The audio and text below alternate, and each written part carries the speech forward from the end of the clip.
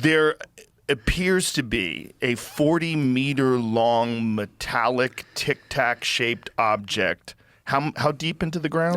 It's in that. So it's in the central atrium, which we'll get into what that is, but somewhere in the realm of 60, 70 meters. So, man, what's that in feet? Like 200 feet, 150 to 180 feet down, something like that. So, for anybody who's interested, what is the name of that video that you put out? I think it's the ancient structure, like it's said to be greater than the pyramids. I try to tease it a little bit, but it's on my channel. I mean, well, it was a good tease. You got me. Thank you. I dove right in, and I remember I was in the gym while I was watching it, and I literally stopped working out. And I was like, okay, I got to pause this because this is not something that I can consume while I'm working out. I need to like really pay attention to this because it's so wild.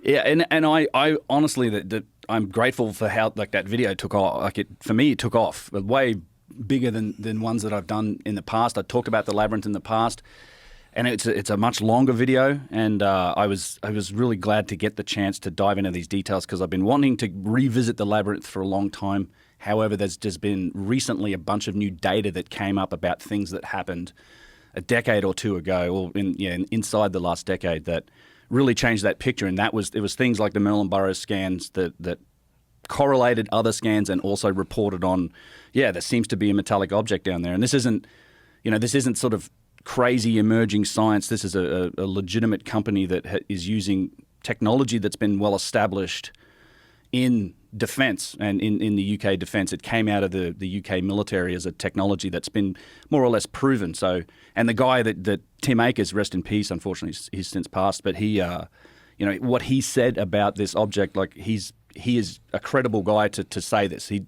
doesn't draw conclusions about what it might be, but it's not wood, it's not stone, it's metal. It's not unlike other metal that he's seen, although they couldn't classify what exact type of metal it is. But he said, there is in this central atrium, because the Labyrinth has multiple levels, and it's almost like imagine yourself standing in a shopping mall, and you have that central atrium where you can see all these levels, and it's like this big central chamber that connects to these multiple levels. It's open. It's at least 40 meters long. It's really tall, and in the center of it is what's more than 40 because it contains this single sort of 40 meter long object that's sitting in there.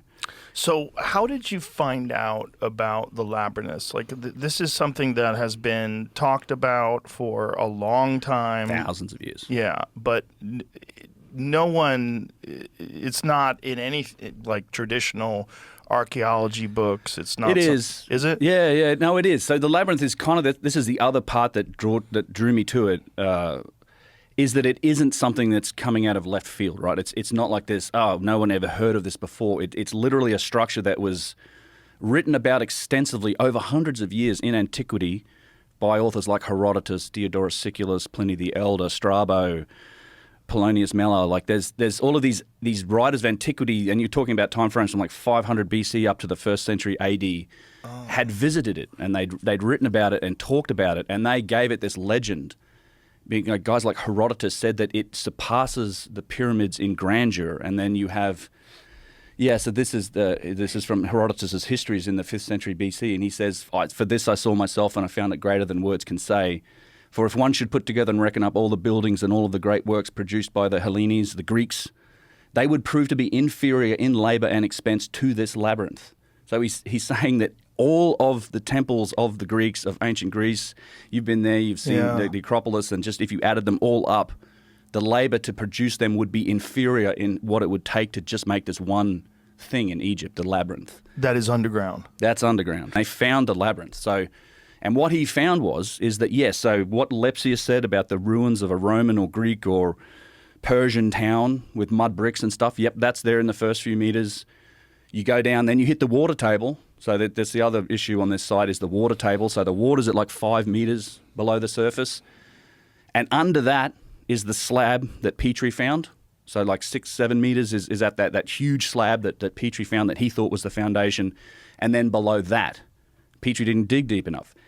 Below that, we can find essentially a labyrinthian structure of granite and very, very dense rocks and walls and like a maze-like structure that has walls that are meters thick. There's another great slide in there that's the green, and it's the actual VLF front. That's it there. So Yeah, so this is at 8 meters with VLF sounding, so you can see like this labyrinthian structure of these walls and all of these lines and walls. So these are like granite.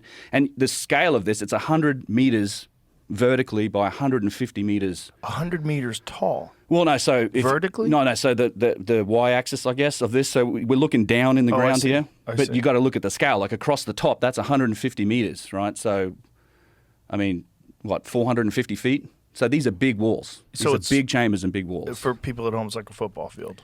So It what is extends- the overall structure like? It's like 1,000 feet at least. Wow.